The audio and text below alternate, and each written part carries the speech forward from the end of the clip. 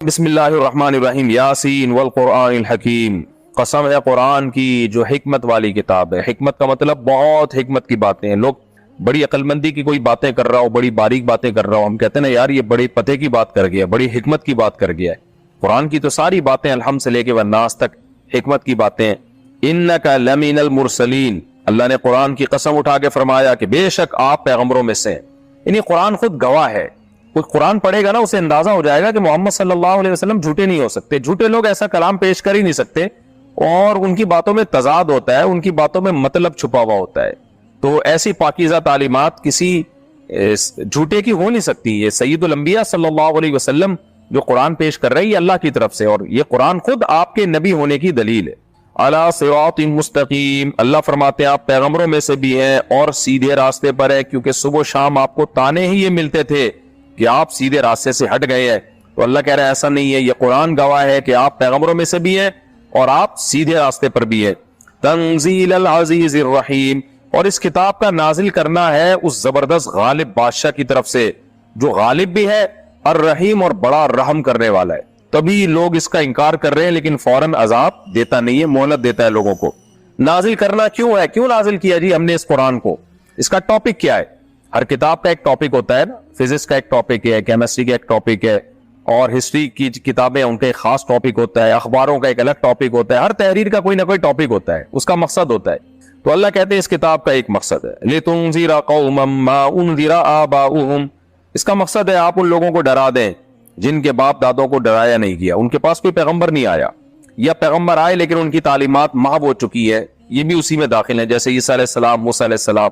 تو آپ ان لوگوں کو ڈرا دیں، فَهُمْ غَافِلُونَ، پس وہ غفلت میں پڑے ہوئے ہیں، ہر چیز میں ترقی کی باتیں کر رہے ہیں، ہر چیز میں آگے بڑھنے کی کوشش کر رہے ہیں، لیکن آخرت بھول گئے۔ وہ یہ بھول گئے کہ ان کو کیوں پیدا کیا گیا ہے، لِيَبْلُوَكُمْ أَيُّكُمْ أَحْسَنُ عَمَلًا، ہم نے بنایا اس لیے تھا کہ ہم دیکھ رہے ہیں کہ کون ہمیں مان کے آتا ہے، ہماری مان کے چلتا ہے، اور کون ہماری نافرمانی کر کے آتا ہے۔ تو ان کو آپ ڈرا دیں جو غفلت میں پڑے ہوئے ہیں۔ لَقَدْ حَقَّ الْقَوْلُ عَلَىٰ أَكْثَرِهِمْ، تو کیا جب آپ ان کو ڈرائیں گے تو سارے ایمان لے آئیں گے؟ ایک اشکال ہوتا ہے، جب یہ قرآن انسانوں کے سامنے رکھا جائے گا تو سارے ڈر جائیں گے؟ اللہ کہتے ہیں نہیں، ایسا نہیں ہے۔ لَقَدْ حَقَّ الْقَوْلُ عَلَىٰ أَكْثَرِهِمْ، سارے نہیں ڈریں گے، سارے اس کو مانیں گے بھی نہیں، بہت سے مان کے فالو بھی نہیں کریں گے۔ تو پھر آپ نے نا امید نہیں ہونا۔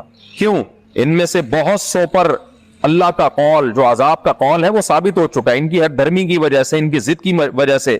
کچھ لوگ دنیا میں اتنے مست ہو چکے ہیں کہ ان کے دل کالے ہو چکے ہیں برائیاں کر کر کے، حق سمجھنے کی صلاحیت ختم ہو چکی ہے۔ تو اللہ کہتے ہیں ان میں سے اکثر لوگ ایمان نہیں لے کر آئیں گے، فَهُمْ لَا يُؤْمِنُونَ، ان پر اللہ کا عذاب ثابت ہو چکا ہے۔ تو ان کی پرواہ نہیں کرنی ہے، بس آپ نے تبلیغ کا کام کرنا ہے، اور یہ نہیں دیکھنا کہ کون ایمان لا رہا ہے کون نہیں لا رہا، تو وہ نہیں لے کر آئیں گے۔ کیوں؟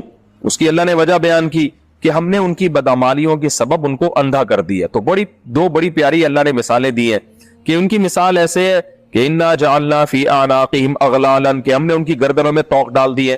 جیسے ایک آدمی کو سیدھا راستہ نظر نہ آ رہا ہو تو کسی نے اس کو راستہ دکھایا کہ بھئی یہ ہے سیدھا راستہ، لیکن ایک تیسرے آدمی نے آ کے کیا کیا، اس کی گردن اوپر کر کے نا گلے میں زنجیریں ڈال دی، توق ڈال دی ہے، اور اب وہ بیچارہ نیچے دیکھ ہی نہیں سکتا نا، اوپر ہی دیکھ رہا ہے، تو اس کو سیدھا راستہ کہاں نظر آئے گا؟ تو اللہ کہتے ہیں ان کی بدعمالیاں ہے جن کی وجہ سے ہم نے ان کی گردنوں میں توق ڈال کے ان کو جکڑ لیا ہے۔ یہ بھی ایک کنایا ہے، بلاغت ہے، یعنی ایک ماحول میں جکڑے گئے ہیں۔ یہ بت پرستی کا ماحول، سیکولرزم کا ماحول، اور نام نہاد جو لبرلزم ہے ان کا ماحول، خدا کے انکار کا ماحول، مادہ پرستی کا ماحول، یہ آیت قیامت تک آنے والے انسانوں کے لیے جو کلچر سے متاثر ہیں، کہ کلچر کی جو کڑیاں ہیں نا، اور کلچر کی جو توق ہے وہ ان کے گردن میں ہے، وہ ان کو ادھر ادھر دیکھنے ہی نہیں دیتا، وہ ایک خاص سمت میں ان کی گردنوں کو اس نے گھما دیا ہے۔ بہت بلاغت ہے اس آیت میں، خاص سمت میں اس توق نے ان کی گردنوں کو گھما دیا، وہ ادھر ہی دیکھ رہے ہیں، بھائی یہ سیدھا دیکھ ہی نہیں سکتے۔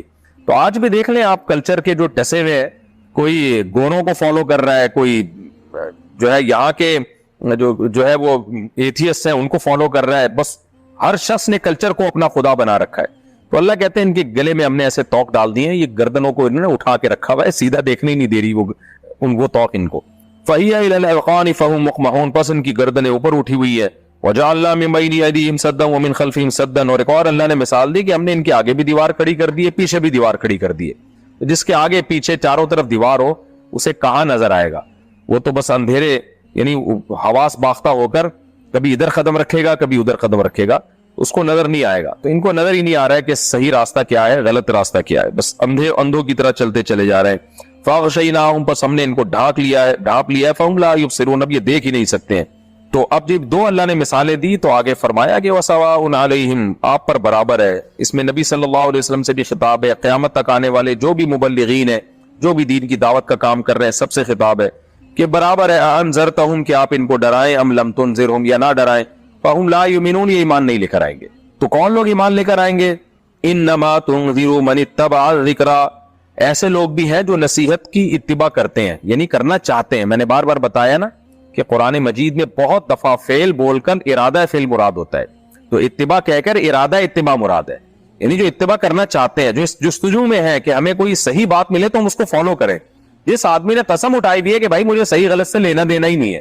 ایک آدمی کسی شخص کے پاس جا کے کہتا ہے نا کہ تو نے فلاں سے قرضہ لیا تھا, تو بھول گیا ہے, تو واپس کرنا. تو اگر وہ عقل مند ہوگا تو کہے گا اچھا مجھے یاد دلاؤ, میں تو واقعی مجھے یاد نہیں ہے, کچھ علامات بتاؤ, کچھ گواہ پیش کرو, تو میں دیکھتا ہوں, اگر واقعی مجھے یاد آ جاتا ہے یا کوئی تحریر ملتی ہے تو دے دوں گا, اور نہیں ملتی کوئی ثبوت تو پھر میں تو نہیں دوں گا. یہ حق پرست ہونے کی علامت ہے. اور ایک وہ ہے کہ آپ نے جا کے بتایا بھائی تم نے فلاں سے قرضہ لیا تھا, وہ کہتا ہے بھائی لیا تھا یا نہیں لیا تھا, مجھے اس سے بحث ہی نہیں ہے, میں تحقیق میں پڑھوں گا ہی نہیں. تو یہ علامت ہے بھائی یہ ضدی اور ہٹ دھرم ہے, اس سے کوئی غرض ہی نہیں ہے کہ کسی پہ ظلم کروں یا نہ کروں. یہی حال اللہ نے بیان کیا. انما تنذر من اتبع الذکر, اللہ کہتے ہیں آپ انہی لوگوں کو ڈرا سکتے ہیں جو نصیحت کی اتباع کرتے ہیں, جن کی عادت ہے کہ جب ان کو صحیح بات ملے نصیحت کی تو اس کو فالو کریں. وَخَشِيَ الرَّحْمَانَ بِالْغَیْبِ, اور رحمان سے ڈرتے ہیں بغیر دیکھے. وہ جاہلوں کی طرح اس کے متلاشی نہیں ہوتے کہ ہمیں خدا جب تک نظر نہیں آئے گا ہم ایمان نہیں لے کر آئیں گے. وہ علامات سے خدا تک پہنچنے کی کوشش کرتے ہیں اور اس پر ایمان لاتے ہیں, پھر بغیر دیکھے اس سے ڈرتے ہیں کہ جو اتنا طاقتور ہے وہ یقیناً عذاب دے سکتا ہے, اس کے عذاب سے ہمیں ڈرنا چاہیے. اور رحمان سے ڈرتے میں بھی بلاغت ہے کہ یعنی اللہ کی نعمتوں کو جب دیکھتے ہیں تو ان کو یقین آتا ہے وہ رحمان ہے, تو رحمان سے تو ڈرا تھوڑی جاتا ہے, رحمان سے تو محبت کی جاتی ہے. یعنی ان کو یہ خوف ہوتا ہے کہ جو اتنی رحمت والا ہے اس کی نافرمانی تو واقعی بہت بڑا جرم ہے. کوئی ظالم ہونا آپ اس کی نافرمانی نہ کریں, لیکن جو رحمان ہے اس کی نافرمانی تو بہت بڑا جرم ہے. لہذا ڈرنا تو اصل میں رحمان ہی سے چاہیے.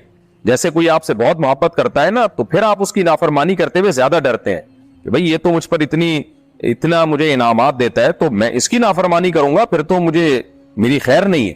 فبشرہ, اللہ کہتے ہیں ایسے لوگوں کو خوشخبری سنا دے, بمغفرت, مغفرت کی, یعنی ان سے اگر کبھی کوئی گناہ ہو بھی گیا توبہ کرے گا اللہ معاف کر دے گا. جیسے کہ حدیثوں میں آتا ہے کبیرہ گناہ توبہ سے اللہ معاف کر دیتا ہے, اور جو صغیرہ ہے وہ بغیر توبہ کے اللہ معاف کر دیتا ہے. وہ اجر کریم, اور صرف معافی نہیں ملے گی بلکہ اللہ کی طرف سے بہت بڑا اجر بھی ملے گا. اب اجر چونکہ ظاہر ہے آخرت میں ملے گا, تو فوراً شیطان دل میں وسوسے ڈالتا ہے بھائی کب ملے گا, یہ دنیا میں تو کچھ بھی نہیں ہو رہا, ایمان لانے والے اور نہ لانے والے, اللہ کے فرما بردار اور نافرمان سب مزے اڑا رہے ہیں, ایک ہی جیسے ہیں.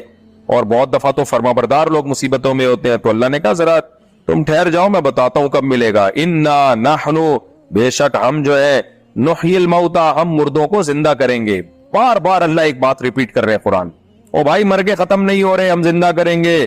وَنَكْتُبُ, پھر زندہ کر کے اللہ حساب کیسے دے گا؟ تو اتنے کروڑوں اربوں لوگ دنیا میں آئیں گے, ایک ایک عمل کس نے کیا کیا, کس نے کیا برائی کی, کیا اچھائی کی, کیسے پتا چلے گا تجھے؟ اللہ کہتے ہیں ایک تو میرا علم ویسے ہی کامل ہے, لیکن میں لکھ بھی رہا ہوں حجت تمام کرنے کے لیے. وَنَكْتُبُ, میں لکھ رہا ہوں, مَا قَدَّمُوا, ان اعمال کو جو تم آگے بھیج رہے ہو. وَآثَارَهُمْ, اور ان اعمال کے اثرات کو بھی.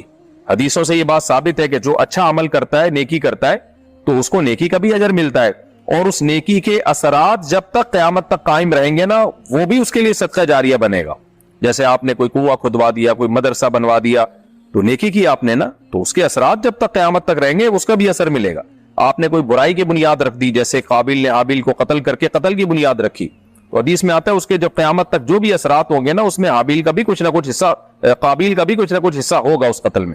تو اللہ نے فرمایا جو کچھ تم آگے بھیج رہے ہو اور تمہارے آثار, ان اعمال کے آثار سب کو ہم لکھ رہے ہیں. وَكُلَّ شَيْءٍ أَحْصَيْنَاهُ فِي إِمَامٍ مُبِينٍ, اور ہر چیز کو ہم نے پہلے سے عطا کیا ہوا ہے ایک لوح محفوظ میں. یہ تو ہم حجت تمام کرنے کے لیے, لیکن اللہ کا علم تو پہلے سے کامل ہے نا, اس کو تو پتا ہے کون نیکی کرے گا کون برائی کرے گا, لیکن حجت تمام کرنے کے لیے اللہ نے اس کے بعد بھی لکھنے کا انتظام کیا ہوا ہے. تو تمہارا سب لکھا ہوا تمہارے قیامت کے دن سامنے آ جائے گا. یہ رکوع الحمدللہ کمپلیٹ ہو گیا سورہ یاسین کا. اب ہم چلتے ہیں جی اگلے رکوع کی طرف، سورہ یاسین کے اگلے رکوع کی طرف، اور اس کا ترجمہ ہی ہو سکے گا، تفسیر انشاءاللہ اگلے ایپیسوڈ میں شروع کروں گا۔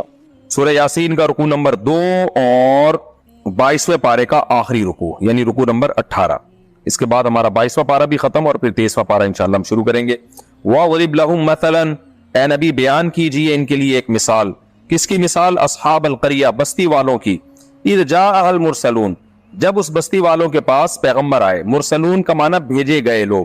اب وہ بھیجے گئے لوگ پیغمبر بھی ہو سکتے ہیں اور پیغمبروں کے نمائندے بھی ہو سکتے ہیں، تفسیروں میں دونوں چیزیں ملتی ہیں۔ اِذْ أَرْسَلْنَا إِلَيْهِمُ اثْنَيْنِ، جب ہم نے ان بستیوں کی طرف 2 کو بھیجا۔ فَكَذَّبُوهُمَا، بستی والوں نے ان دونوں کو جھٹلایا۔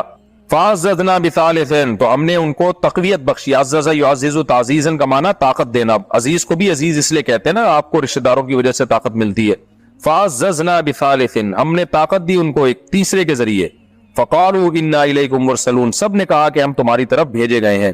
قَالُوا مَا أَنْتُمْ إِلَّا بَشَرٌ مِثْلُنَا، وہ لوگ کہنے لگے آپ تو ہماری طرح کے انسان ہیں۔ وَمَا أَنزَلَ الرَّحْمَنُ مِنْ شَيْءٍ، آسان ترجمہ ہے، جلدی تیزی کے ساتھ میں کر دیتا ہوں، وقت بھی ہمارا پورا ہی ہو گیا ہے۔ وَمَا أَنزَلَ الرَّحْمَنُ مِنْ شَيْءٍ، اور رحمان نے کچھ بھی نازل نہیں کیا۔ إِنْ أَنْتُمْ إِلَّا تَكْذِبُونَ، نہیں ہو تم مگر جھوٹ بولتے ہو۔ قَالُوا رَبُّنَا يَعْلَمُ إِنَّا إِلَيْكُمْ لَمُرْسَلُونَ، وہ کہنے لگے ہمارا رب جانتا ہے کہ بے شک ہم آپ ہی کی طرف، تمہاری طرف بھیجے گئے ہیں۔ وَمَا عَلَيْنَا إِلَّا الْبَلَاغُ الْمُبِينُ، اور نہیں ہے ہمارے اوپر الا مگر البلاغ، بلاغ کا معنی پہنچا دینا، المبین واضح طریقے، بلاغ کا معنی بھی واضح پہنچا دینا، المبین میں اس کی اور تاکید ہو گئی۔ قَالُوا إِنَّا تَطَيَّرْنَا بِكُمْ، وہ کہنے لگے بے شک ہم بدشگونی لیتے ہیں تم سے۔ تطیرنا یہ کئی دفعہ قرآن میں لفظ آ چکا ہے، تطیر بدشگونی لینا، نحوست لینا، کسی کو منحوس سمجھنا۔ ہم تم سے بدشگونی لیتے ہیں۔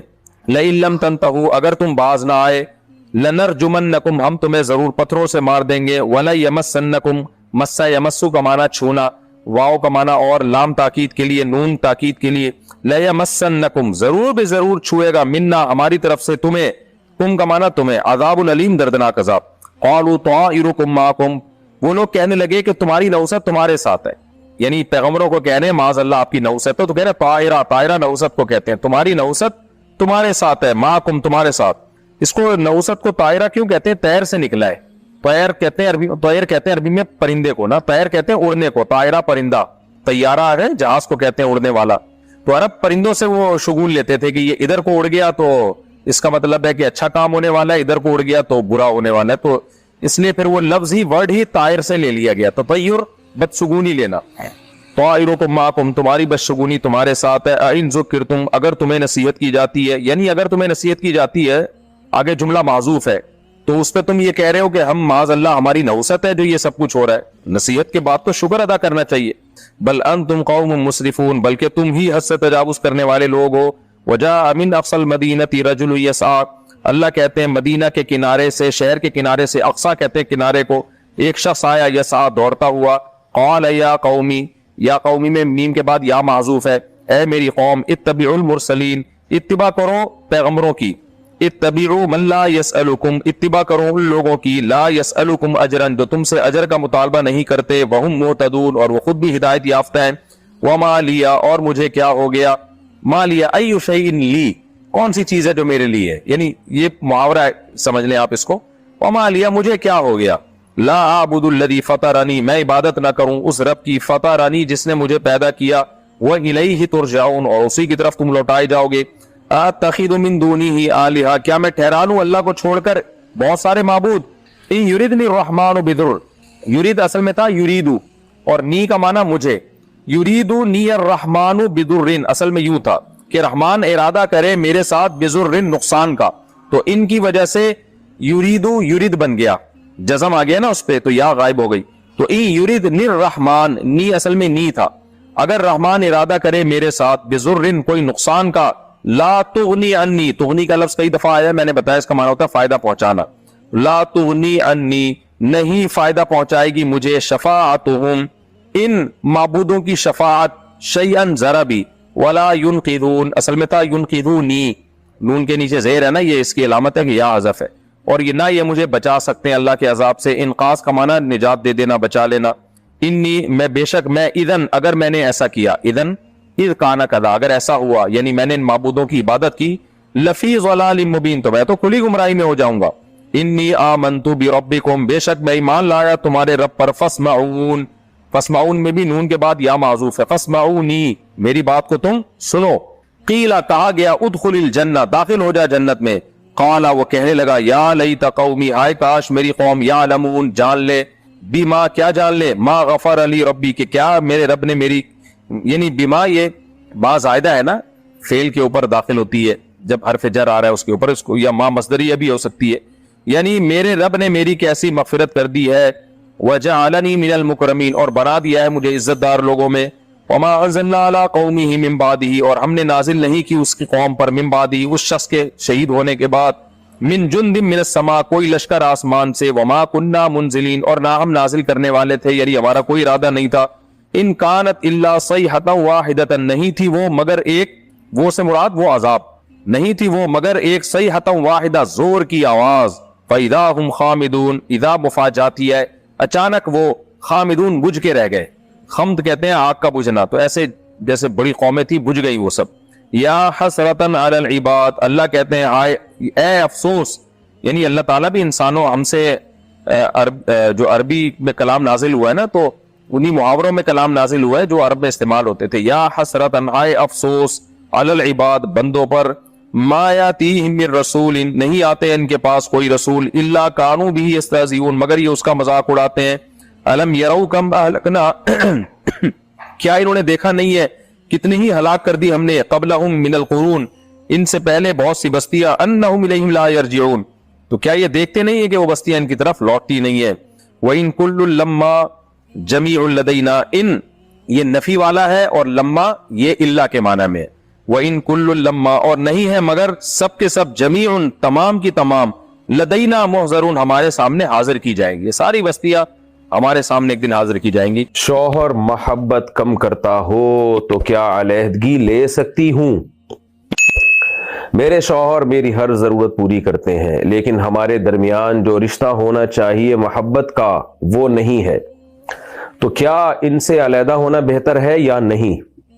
سبحان اللہ، یہ ہر خاتون کو اپنے شوہر سے شکایت ہے، 99.9% خواتین کو، کہ میرے شوہر مجھ سے محبت نہیں کرتے۔ میرے سامنے فیملی کیسز بہت آتے ہیں، شکایت کرتی ہیں کہ مجھ سے محبت نہیں کرتے، تو میں کہتا ہوں کہ محبت کے ثبوت کے لیے کیا آئی لو یو کہنا ضروری ہے، یا کیا کہے گا وہ جس سے آپ کو یہ ثابت ہوگا وہ گھر اس نے لے کے دیا ہوا ہے آپ کو، وہ گیس بجلی کا بل دے رہا ہے، وہ آپ کے بچوں کے اسکول کی فیسیں اٹھا رہا ہے، وہ آپ کو ناشتہ کرا رہا ہے، آپ کو دوپہر کا کھانا کرا رہا ہے، آپ کا رات کا ڈنر کا خرچہ اس کمبخت نے معذرت کے ساتھ اٹھایا ہوا ہے، عید بقرعید پہ کپڑے بنا کے دے دیتا ہے آپ کو، اور کبھی کبھار آپ کو کہیں لے کے بھی چلا جاتا ہے گھمانے پھرانے، جیسے آپ کی امی کے گھر چلا گیا اتوار والے دن، اور کبھی کسی پھپھو کو نے بلایا تو ٹھیک ہے مہینے میں ایک آدھ دفعہ وہاں بھی چلا گیا، اور کیا ثبوت پیش کرے گا وہ محبت کے لیے؟ تو خواتین جواب میں کہتی ہیں یہ تو سارے میاں ہی کرتے ہیں، تو سارے میاں کرتے ہیں اس لیے کرتے ہیں نا کہ ان کو محبت ہے۔ دیکھیں ایسا نہیں ہو سکتا کہ صرف شریعت کے کہنے پر کوئی حقوق ادا کر دے، محبت ہوتی ہے تو پھر، اور شریعت بھی ہوتی ہے تو پھر دونوں چیزیں مل کے، اس کی مثال ایسے جیسے شریعت نے حکم دیا کہ اولاد کے حقوق ادا کرو، تو ماں باپ کو اولاد سے محبت ہوتی ہے تو وہ حقوق اچھی طرح سے ادا ہوتے ہیں، اور محبت نہ ہوتی تو حقوق ادا ہی نہ ہوتے ان کے، تو کیونکہ اجنبی کے حقوق ادا کرنا بڑا مشکل کام ہے، شریعت نے تو پڑوسیوں کے حقوق بھی رکھے ہیں نا، لیکن کون حقوق ادا کرتا ہے پڑوسیوں کے؟ بہت کم لوگ ہیں جن کے دل میں اللہ کا خوف ہے، وہ حقوق ادا کر رہے ہوتے ہیں، لیکن اپنے بچوں کے لیے تو لوگ لڑ رہے ہوتے ہیں۔ تو حقوق جہاں ادا ہو رہے ہو نا، بیسک حقوق، تو اس کا مطلب یہ ہوتا ہے کہ بھائی محبت ہے تبھی ادا ہو رہے ہیں، باقی محبت کا اسٹائل ہر ایک کا مختلف ہوتا ہے۔ ہم نے تو ایسے لوگ بھی دیکھے ہیں کہ بیگم پہ ایک دھیلا خرچ نہیں کرتے وہ، اور چکنی چپڑی باتوں سے اس کو الو بنائے ہوئے ہیں، بیگم سے جاب بھی کروا رہے ہیں، خود گھر میں پڑے رہتے ہیں، اور بس وہ جو ہے نا تھینک یو سے بات شروع کریں گے، تھینک یو پہ ختم کریں گے، اور ہیلو ہائی کرتے رہتے ہیں، اور بس چکنی چپڑی باتیں کرتے رہتے ہیں، اور ایک ذمہ داری بھی پوری کرنے کے لیے تیار نہیں ہے وہ، لیکن ان کی بیویاں خوش ہیں کہ ہمارے میاں ہم سے بہت محبت کرتے ہیں۔ تو جب میں یہ بات کرتا ہوں نا تو ایسے واقعات سن کے بہت سے میاں کہتے ہیں کہ یار بیگم ہم تمہیں جو ہے نا محبت کی باتیں تم سے کر لیا کریں گے اگر تم خرچہ ہمارا آدھا کر دو۔ عورتیں اس پہ تیار نہیں ہوتی ہیں، خرچہ تو پورا ہی چاہیے ہمیں۔ تو دیکھو آپ یہ خوب اس بات کو اچھی طرح سمجھیں کہ محبت حقوق اگر بیسک ادا ہو رہے ہیں ماشاءاللہ، جیسے آپ نے بھی کہا کہ میرے میاں حقوق ادا کرتے ہیں، میری ہر ضرورت پوری کرتے ہیں، تو یہ محبت کے بغیر ہوتا نہیں ہے ہر ضرورت پوری کرنا، یہ محبت ہے تبھی ہو رہی۔ آپ یہ کہہ سکتی ہیں کہ وہ ہنسی مذاق کا جو ایک رشتہ ہوتا ہے، ہاں ہاں ہو ہی والا، جو گرل فرینڈ اور بوائے فرینڈ میں آج کل معاشرے میں نظر آ رہا ہے، اور گھنٹوں گھنٹوں فون پہ ایسے لگے ہوئے ہوتے ہیں جیسے ایلفی سے کسی نے فون ان کے کان پہ چپکا دیا ہے، تو اس طرح سے لگے ہوئے ہوتے ہیں، وہ والا حساب کتاب شاید نہیں ہوگا جو آج کل میاں کا ہوتا نہیں ہے، تو وہ 99% کہیں بھی نہیں ہوتا، یہ خوب سمجھ لیں۔ وہ 1% کہیں ہوتا ہوگا، وہ نہیں ہوتا، کیونکہ جب انسان پریکٹیکل لائف میں آتا ہے تو حقوق ہوتے ہیں، اس کو بندے کو کہیں باہر ٹائم دینا ہے، کہیں آفس میں کسی سے ملنا ہے، کہیں باس کی جھاڑ کھا کے آیا ہوا ہے، 10 مسائل ہوتے ہیں، کسی دن موڈ صحیح ہوتا ہے، کسی دن خراب ہوتا ہے، تو پریکٹیکل لائف میں اسی طرح ہوتا ہے۔ تو اس لیے میں آپ کو مشورہ دے رہا ہوں، شرعی مسئلہ کیا ہے وہ تو میں ابھی بتاؤں گا، لیکن میں مشورہ آپ کو یہ دے رہا ہوں کہ آپ اپنے شوہر کے ساتھ نباہ کریں۔ اللہ نہ کرے آپ نے طلاق لے کے کہیں اور شادی کی تو خالی پیلی کی ہو سکتا ہے محبت بہت زیادہ مل جائے، اور وہ محبت کے ثبوت کے لیے 50 روپے بھی دینے کے لیے تیار نہ ہو آپ کو، اور پھر آپ جو خون کے آنسو روئیں گی کہ یار وہ تو ماشاءاللہ اتنا خیال کرتا تھا اور یہ تو بس ترخات کے چلا جاتا ہے، تو ایسا نہیں ہو کہ اس سے بدتر ملے آپ کو۔ تو اللہ کا شکر ادا کریں، اچھا بھلا میاں ملا ہوا ہے، اس کے ساتھ گزارا کریں، اور باقی آپ کو کوئی شکایت ہے تو میاں کو بتا دیں، بھائی تھوڑا سا ہیلو ہائی کر لیا کرو، تھوڑا سا مسکرا کے بات کر لیا کرو، تھوڑا سا کبھی جذباتی پن بھی دکھا دیا کرو کہ مجھے تم سے محبت ہے اور میں تمہارے بغیر رہ نہیں سکتا، اور میں بہت یعنی تمہارا علیحدگی برداشت نہیں کر سکتا، تھوڑا جذباتی پن دکھا دے گا تو ذرا میرے خیال ہے آپ کو یہ شکایت دور ہو جائے گی۔ اور کیا کر سکتا ہے